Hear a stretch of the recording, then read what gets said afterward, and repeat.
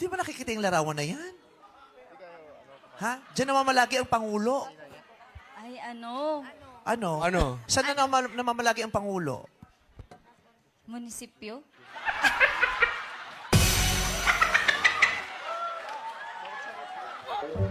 Easy. Relax.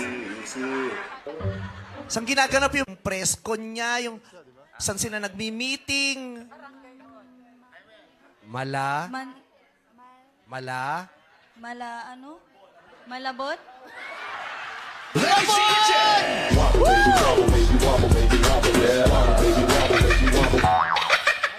Ako natatawa ka pa, ha? Nung martial law, nung EDSA People Power, nilusob yun ng mga Pilipino, di ba? Ha? At saka nasa pera yan. Yan ay? Malacanang. Oh, yun. Malacanang rain. Okay? Malacanang yan, ha? Wag puro blush on at saka highlighter sa TikTok, ha? Okay.